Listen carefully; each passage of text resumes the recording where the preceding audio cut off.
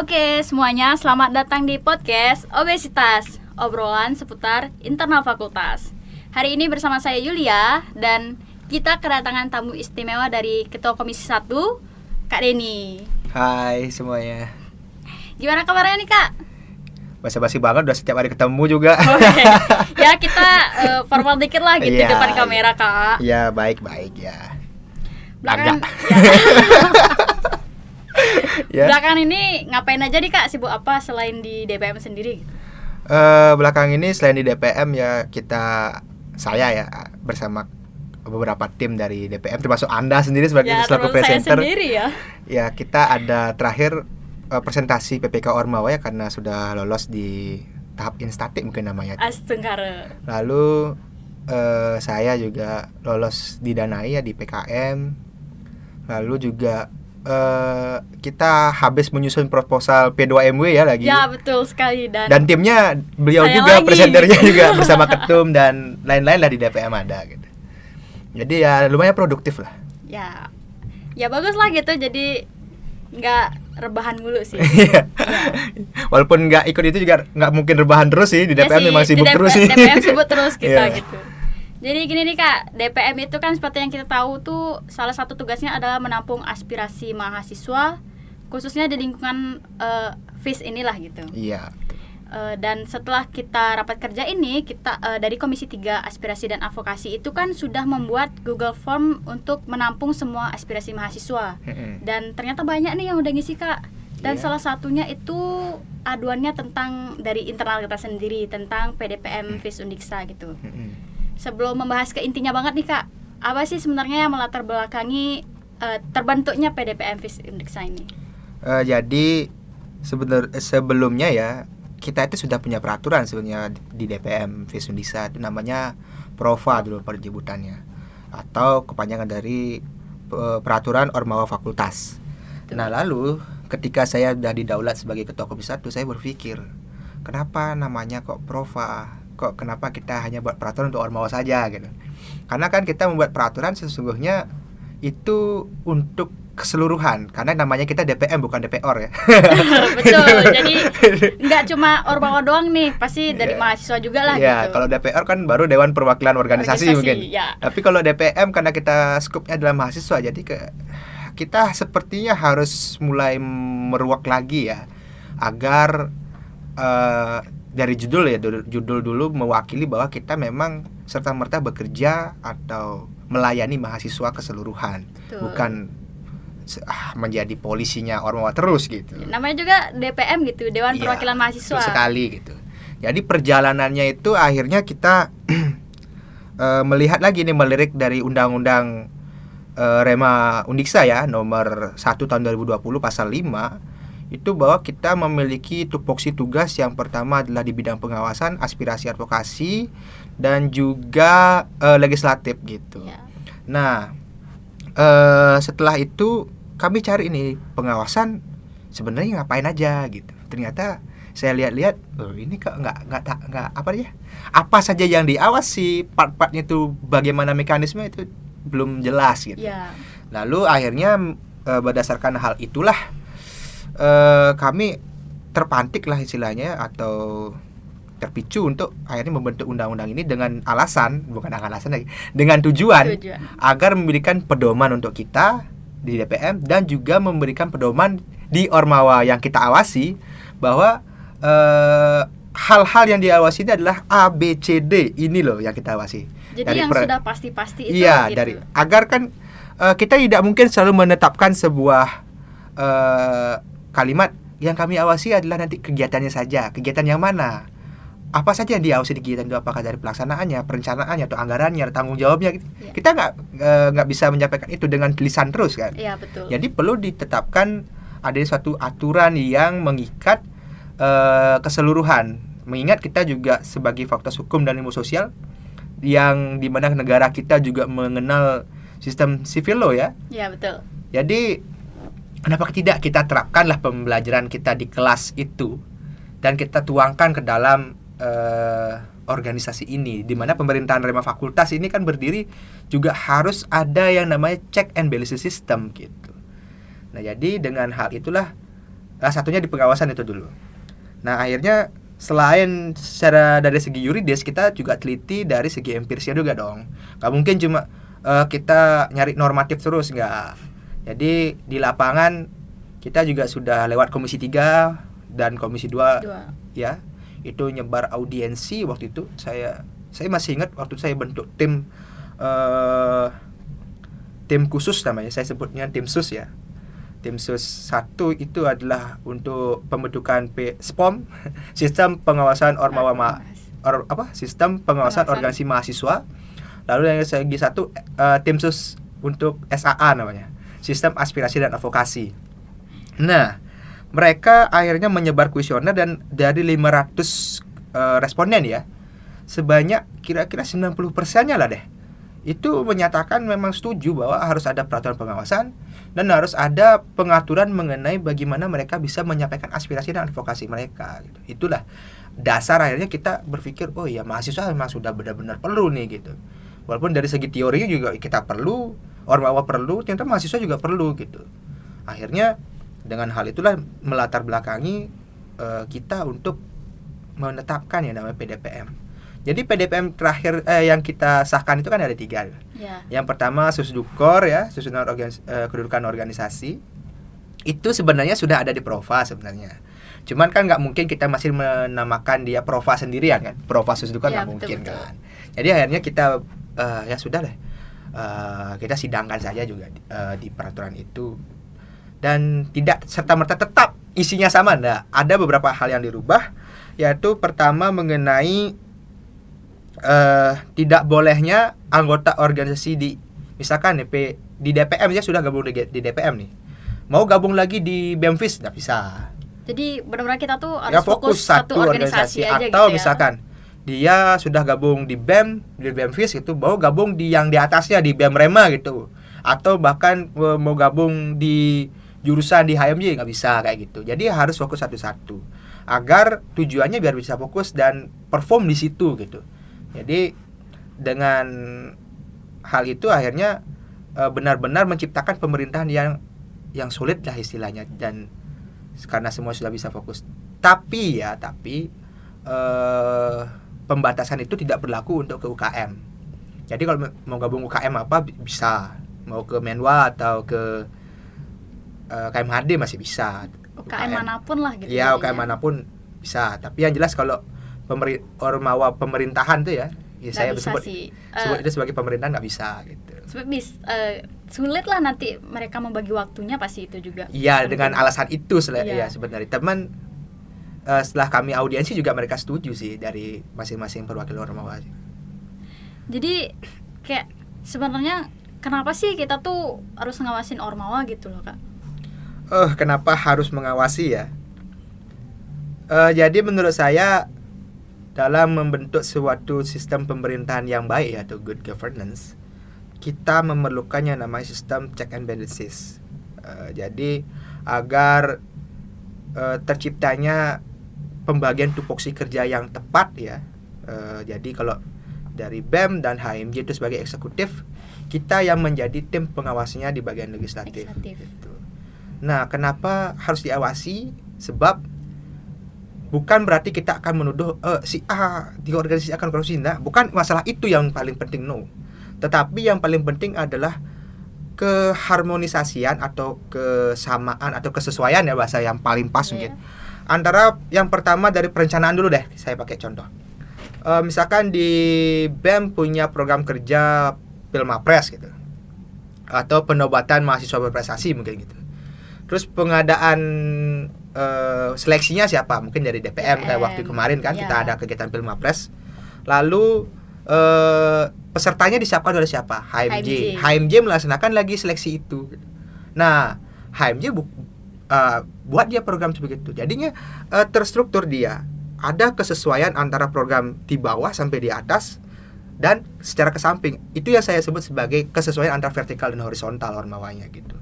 Jadi kalau misalkan itu sudah sesuai, kita bisa memaksimalkan prestasi yang akan kita raih gitu. Karena semuanya benar-benar disiapkan gitu. Jadi pesertanya disiapkan, ini yang menang, ini yang dikirim. ini yang menang, ini tidak, main ditunjuk-tunjuk saja jadinya. Jadi ada persaingan dan akhirnya semua mahasiswa itu merasa dirinya diperhatikan, satu, yang kedua yang pertama, yang kedua dia merasa itu suatu persaingan yang apa namanya? Yang sportif ya, yang sportif gitu, yang sehat gitu menurut saya. Karena selama ini ambil contoh deh, saya bukan menuduh atau apa, tapi yang jelas waktu di debat fakultas ya, jujur saya ditelepon, diajak-ajak sama teman, nggak ada seksi apapun, tiba-tiba langsung lomba. Saya pikir apakah tidak ada masalah seleksi atau apa gitu, dan ternyata tidak waktu itu. Rasanya juga seperti tidak adil lah gitu. Iya, seperti tidak adil. Saya berpikir banyak dari teman-teman saya sebenarnya juga bisa dan pengen mungkin ya ikut. Mungkin pengen, tapi daripada sebelum pengen mungkin kita membuat hal itu diketahui dia dulu. Nah, masalah yang paling utama di sini adalah informasi yang masuk ke dia. Iya. Jadi mereka tuh nggak tahu ternyata ada informasi lomba ini, lomba itu. Iya, gitu. Betul sekali. Karena kebanyakan langsung dari panitia itu langsung personal chat ke orang tersebut, langsung jadi ayo ikut gitu. Nah, tanpa menyalahkan siapapun ya, teman sebenarnya juga mereka kan kaget. Tiba-tiba ada lomba ini. Nah, berarti itu penyebabnya apa? Adalah ketidaksesuaian ya antara proker satu di bawah mungkin yang di HMJ dengan proker yang ada di BEM gitu. Nah, dengan ketidaksesuaian itu maka terciptalah yang namanya ketidaksiapan. Ya. Di situ kurangnya gitu. Padahal suatu prestasi itu bisa tercapai, yang pertama mungkin adalah keberuntungan. Yang pertama banget mungkin. Tapi mohon maaf, bukan yang pertama, salah satunya mungkin keberuntungan. Tapi yang paling penting adalah ketika kesiapan bertemu dengan kesempatan, maka dia akan menemukan keberhasilan. Tapi kalau beruntungnya itu beberapa persen mungkin yang membantu. Teman, kalau kita udah persiapan, maka kesempatan itu ada lagi, maka kesusahan kan paling tidak dapat gitu. Pastilah. Nah, oleh karena itulah di sistem gini kita akan mengawasi di bagian itu, dari perencanaan ya, pelaksanaan, dan juga pertanggungjawaban. Artinya sudah melaksanakan kegiatan nih, pendanaannya seperti apa, kayak gitu kan, biasa itu kayak gitu. Nah, gini juga Kak, masuk yang pertanyaan paling inti nih. Iya. Ternyata dari peraturan yang kita buat, di salah satunya itu ada unprocedural gitulah Kak gitu. Mengenai penguploadan BAP nih. Di peraturan kita itu penguploadan BAP itu kan adalah H+1 setelah acara selesai gitu. Tapi ternyata H+1 itu terlalu mepet untuk para ormawa mengupload BAP itu loh gitu Kak. Jadi gimana nih tanggapan Kak Den atau solusinya gitu? Jadi kalau dari saya ya, masalah penguploadan itu sebenarnya saya juga bingung kenapa bahasaan prosedural ya. Mungkin yang paling pas mungkin ketidakserasian antara Dasen dan Darsolen mungkin ya. biar istilah sedikit gitu ya, istilah hukumnya main sedikit ya. Jadi awal-awal itu saya cerita mungkin dari perjalanannya ya. Sebenarnya PDPM tuh tidak lahir karena hanya semaunya inginnya perutnya DPM. Nah, nggak mungkin lah. Jadi selain kita juga ada mengadakan kuesioner ke mahasiswa, selain kita audiensi ke dosen-dosen pembimbing fakultas, kemahasiswaan maksudnya, atau ke WD3 atau ke Pak Dewa Herman ya selaku dosen Haptun, kita juga melaksanakan audiensi kepada perwakilan setiap ormawa di fakultas ya, di Fakultas Hukum dan Ilmu Sosial, yaitu dari BEM dan ketiga HMJ-nya ya. Jadi waktu itu saya kan memberikan file peraturannya dan kita bertemu di ruangan secara offline. Ya, secara langsung. Ya, kita tanyakan pasal ini aman nggak? Per pasal loh. Per pasal. Ya, kalau nggak salah per pasal tebab. Yang jelas itemnya kita berikan waktu untuk mereka mencermati, dan ada perdebatan di situ masalah part-part yang artinya mungkin mereka tidak paham gitu, dan akhirnya kita menjelaskan dan mereka paham, dan akhirnya waktu itu tidak banyak yang diganti. Dan pas yang bagian kalau nggak salah itu di PDPM Vis Undisa nomor 2 tentang SPOM itu yang pasal 7 itu. Ya, masalah mekanisme yang mewajibkan melapor H-3 melapor minta izin, intinya kayak modelnya bahasa jeleknya lah. Terus laporan hasil kegiatan itu H-1 gitu. H+1. Ya, mohon maaf. Jadi waktu itu tidak ada komentar apapun gitu. Ternyata setelah dilaksanakan baru ada komentar. Karena waktu itu saya berpikir begini. DPM Visundiksa ya di Komisi 2 ya di pengawasan itu akan mengumpulkan atau mengkolektif lagi tuh, mengumpulkan laporan-laporan BAP itu setiap 1 bulan sekali dan dilaporkan ke dekanat kan Ya, begitu. betul. Nah bayangkan kalau misalkan kita kasih waktu 1 minggu gitu per ormawa tuh di 1 minggu bisa lebih dari 1 kegiatan loh, atau 1 bulan bahkan lebih dari Ya, 1 betul. kegiatan kan. Kita aja lebih dari 1 kegiatan gitu. Ya, betul sih. Yang legislatif yang dicap sebagai kerjanya rapat terus gitu. Apalagi eksekutif yang memang action Ya, di betul. lapangan. Benar-benar. Jadi saya berpikir gini, nggak mungkin dong kita kasih waktu 1 minggu. Terus kalau ada 6 kegiatan dan itu tanggalnya berbeda-beda, 1 minggu, anggap deh kita ngasih dia undur 1 minggu itu berarti ada dong kegiatan di 1 bulan itu yang setornya malah minggu di bulan selanjutnya. Ya, jadi Padahal tanggalnya di bulan itu. jadi nggak tercover dalam 1 bulan itu. Iya, begitu jadinya gitu. Dan kerja DPM pun jadi kita yang terlambat gitu. Iya, kita yang terlihat terlambat, bukan terlihat deh, kita yang keteteran. Kita yang keteteran. Mau nyampein ke dekanat, ini tanggalnya beda. Kita misalkan mau ngasih judul laporan pengumpulan BAP bulan ini. Juni gitu. Tapi kegiatannya bulan Juni, setornya bulan Juli. Betul. Kan nggak Jadi bisa. kan aneh gitu. Iya, aneh. Tapi kalau misalkan ada nih yang tanggal 31 gitu. Terus ngumpulnya tanggal 1 gitu. Masih bisa kan? Ya masih Karena masuk bisa akal. ya Masih kita masuk karena akal. bisa kita terima waktu itu kan, karena apalagi kita kan bakal nyetornya tiap tanggal 1. Kalau masih di kolektif tanggal 1 kan masih bisa kita masukin ke drive kita dari Ya, store ke benar-benar. gini, ke dekanat gitu. Masih sempat lah gitu. Nah, maka dari itu mungkin yang jadi masalah di teman-teman Ormawa itu LPJ kali ya. Mungkin sih. Karena di mereka waktu sering menyatakan bahwa LPJ itu aja 1 minggu gitu. Dari kita pun LPJ juga kurang lebih 1 minggu. Iya, jadi yang gini, yang jadi masalah itu di LPJ kan mengumpulkan berapa uang habis. Ya. Sekarang pertanyaannya gini, kalau misalkan siapa yang pegang uang? Bendahara kan? Ya. Nah, bendahara itu sudah ngasih uang kan? Dia setiap mau beli apa uang keluar. Kenapa nggak bukankah kas keluar dan kas masuk itu dicatat? Debit Iya, dan pasti. kreditnya itu. Pasti. Kan begitu. Jadi kan ketika kegiatan selesai, langsung ketahuan walaupun notanya belum ada gitu. Setidaknya bayangan kasarnya itu keluar berapa itu udah ada gitu. Itu pasti tahu, waktu itu tuh. Waktu Dan itu. dari orang setuju semua gitu. Makanya saya bilang biasanya kan kalau kita bikin kegiatan RAB-nya sekian, AB sekian gitu, paling kasar deh. Ya. Yang paling simple. Nah, sekarang teman-teman bagaimana, saya tanya begitu. Mereka bilang iya. Tapi mungkin gini Kak, kadang kan apa yang terjadi di lapangan itu bisa aja berbeda gitu. Iya. Mungkin mereka berpikir saat itu oh bisa gitu. Tapi ternyata saat sudah di lapangan tuh ternyata oh nggak bisa nih ternyata kita untuk secepat ini menguploadnya gitu. Iya, Mungkin begitu. aja sih begitu ya. Ya, jadi yang jelas ini pembelajaran untuk kedepannya ya. Karena ini cuma masalah teknis. Yang sebenarnya paling penting PDPM Visundiksa itu bukan hanya membahas mengenai teknis dan memperketat sesuatu, tidak. Sebenarnya bukan itu poin utamanya. Tetapi memonitoring kegiatan ini berjalan atau tidak, itu satu. Yang kedua adalah monitoring impact kegiatan ini apa, feedbacknya ke mahasiswa apa selaku masyarakatnya gitu lah ya. Lalu impactnya ke fakultas apa. Paling tidak kita bisa menambah poin untuk akreditasi kayak gitu kan. Betul. Begitu sebenarnya. Karena untuk itu harus ada saling sinkronasi dong. Misalkan kita mau ngirim lomba yang memang tahunan kayak Pilmapras kayak gitu kan, itu ada di tingkat nasional. Itu salah satu contoh. Peserta kan harus disiapkan. Iya. Dan disiapkan itu kan kita harus seleksi dong.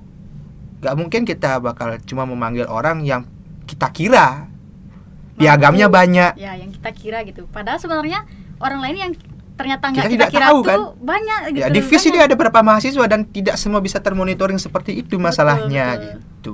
Jadi yang paling bawah ada di jurusan atau enggak di prodi deh, atau bahkan di kelas deh. Di kelas tuh kan bisa dia kalau misalkan kita udah bikin program, kita nanti di acara ulang tahun apa gitu, atau di seremonial apa kita adakan pemilihan mahasiswa berprestasi di situ. Diselipkan ada lomba itu. Bisa kan? Atau deh mulai contoh mungkin di HMJ Hukum dan PKN, dia sering ikut Hukum dan Kewarganegaraan. Hukum dan Kewarganegaraan, mohon maaf. Itu sering ada kegiatan lomba GMCT ya. Ya, betul. Nah, mungkin lombanya untuk di jurusan mungkin lombanya adalah membuat gugatan atau apa gitu. Bisa dong. Yang sih. artinya yang mengarahnya ke situ gitu. Tapi kalau saya lihat waktu ini ada seleksi sih. Ada seleksi sih, Bang. Udah bagus. Yang jelas PDPMP Sundisa ya terutama yang nomor 2 itu hadir untuk memonitoring agar seluruh mahasiswa mendapatkan haknya, itu satu. Yang kedua, prestasi kita bisa meningkat. Jadi peraturan nggak mungkin ada tanpa ada yang tujuan yang jelas. Betul. Gitu. Jadi nih Kak, kita nih sebagai organisasi legislatif nih Kak ya, bakal bikin peraturan baru nggak nih? Ayo, kita kan rapat terus, sidang terus gitu. Kira-kira ada nggak nih peraturan-peraturan baru yang bakal keluar dari DPM? Minta terus, ntar dah diajak rapat ngomel semua. Nggak canda-canda. Jadi di DPM ya ada sih masih di program legislatif kita ya. Udah kayak DPR dong. Program ya kita kopiannya ya, kopian belajar dulu lah. Tapi ini memang udah kredit dari mungkin kalau nggak salah dari zaman setahun yang lalu ya. Belum ada di aspirasi kayaknya ya, karena saya belum dapat baca. Tapi yang jelas ketika zaman sebelum saya ini, saya kan pernah ikut penyerapan aspirasi. Ada yang nanya, Kak, itu mohon maaf nih saya nggak menyinggung organisasi tersebut, tapi ini aspirasi saya ada di sana waktu itu. Bukan menjelekkan, bukan menyalahkan juga, nggak ada yang salah di sini. Kita sama-sama belajar. Kenapa ketua BEM gitu dan wakilnya itu pemilihannya dari yang mencari kandidatnya dia, terus yang mengadakan pemungutan suaranya dia, yang menyatakan menang dan siapa yang kalah dia gitu. Kok nggak sama kayak yang di Rema, padahal kan sama-sama pemira gitu.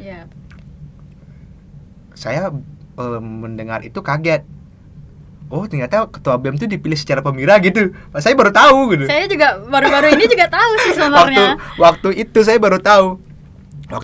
Sebelum saya jadi DPM ya. Oh, ketua BEM itu dipilih secara pemira, berarti waktu itu saya golput dong.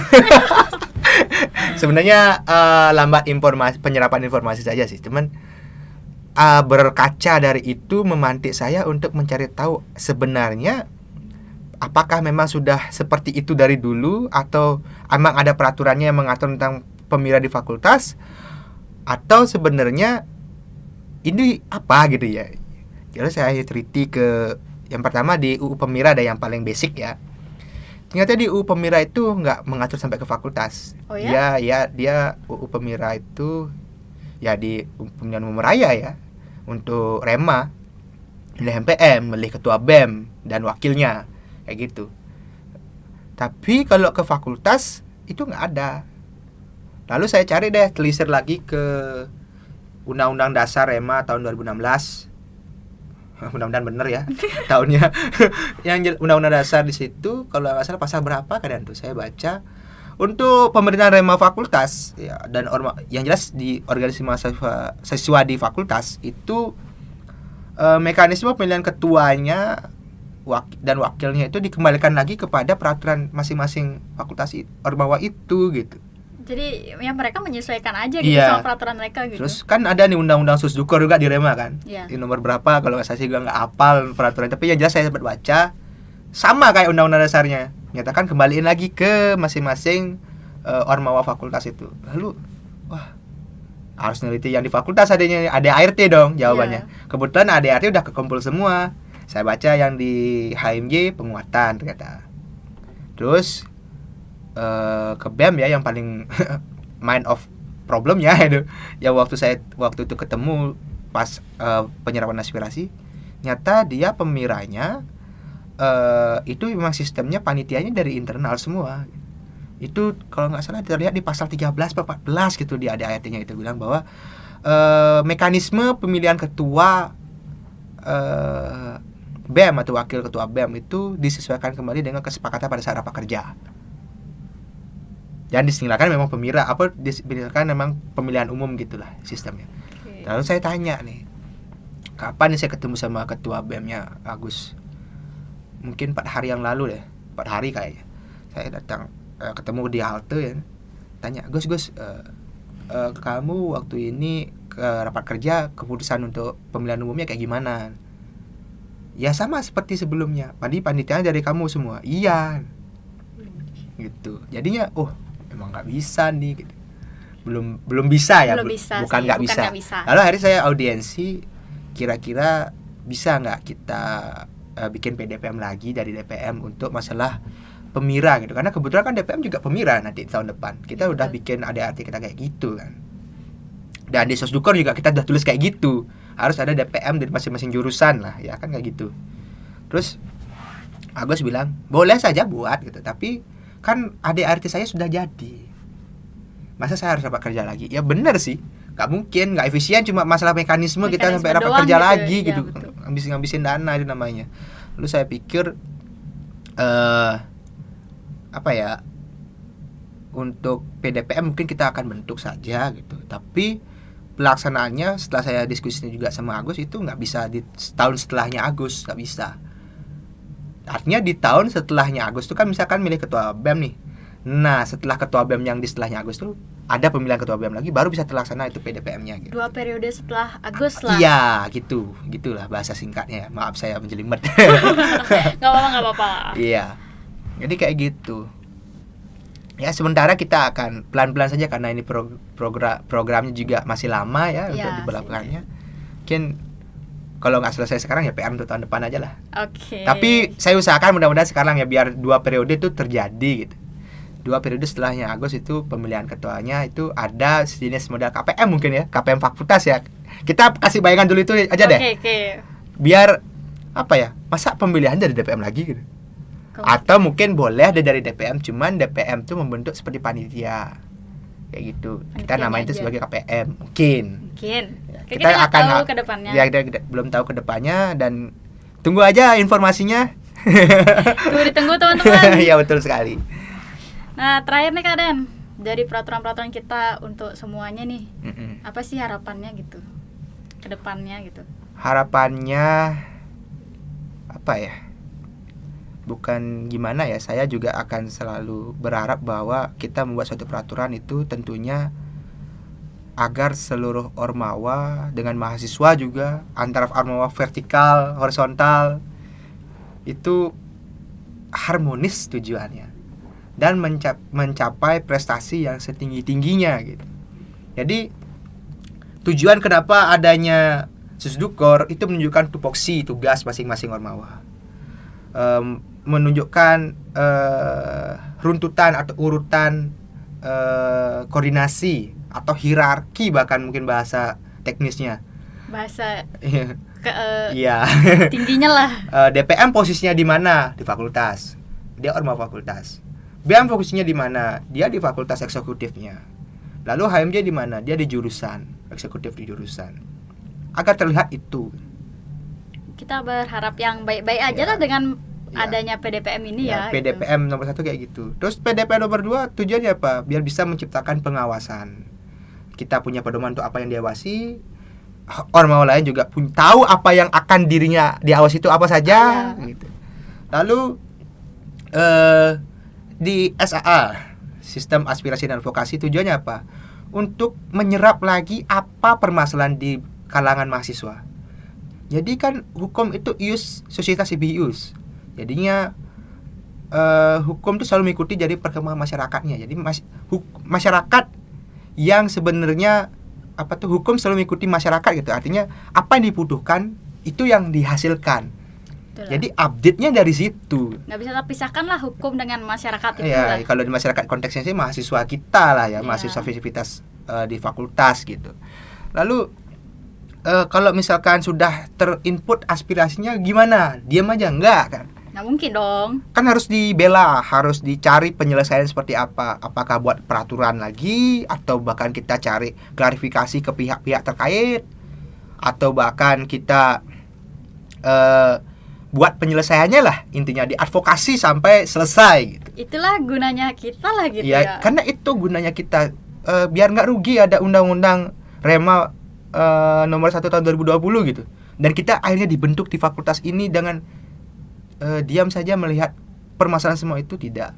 No, kita itu artinya kita bukan DPM namanya, bukan Dewan Perwakilan Mahasiswa jadinya. Iya. Dewan Pasir Mahasiswa. Jadi biar tidak seperti itu kesannya gitu. Jadi memang kesannya kok lebay sekali, tidak. Semua mahasiswa ikut Ormawa pasti belajar. Jadi jika ingin mengaplikasikan kemampuan kita di bidang dari model legislative drafter, mengadvokasi seseorang, siapa tahu ada yang mau jadi pengacara nanti, ada apa, masuk DPM nanti. Siapa yang mau jadi pengacara? Iya, kayak yang gitu. mau jadi legal drafter boleh Iya. nih belajar sama Kak Adeni. Belajar sama semua, kita semua lah. Kita semua-sama belajar ya. Ya, bukan betul. bukan dalam artian kita pinter, no, enggak ada. Saya waktu itu baru masuk komisi 1 kaget. Saya ngasihnya komisi 4 daftarnya gitu. Tapi maksudnya Komisi 1. artinya begini Kak, Kak Deni memilih komisi 4 tapi masuknya komisi 1 itu artinya yang memilih itu tahu ternyata Kak Deni tuh bisa di komisi 1 itu. Itu mengapa mungkin Kak Deni tuh masuk komisi 1 jadinya. Ya mungkin karena apa ya, kita tidak tahu Dirasa pertimbangannya. mampu lah begitu. Tapi yang jelas mudah-mudahan dengan saya hadir di komisi 1 dengan teman-teman di komisi 1 juga yang lain, ya bisalah minimal memberikan lah ya yang terbaik untuk Fakultas Hukum dan Ilmu Sosial. Mudah-mudahan dengan PDPM Undiksa ini kita harapannya kedepannya Ormawa dengan mahasiswa terciptanya keterbukaan dulu satu, harmonis yang kedua, dan prestasi yang setinggi-tingginya untuk fakultas kita.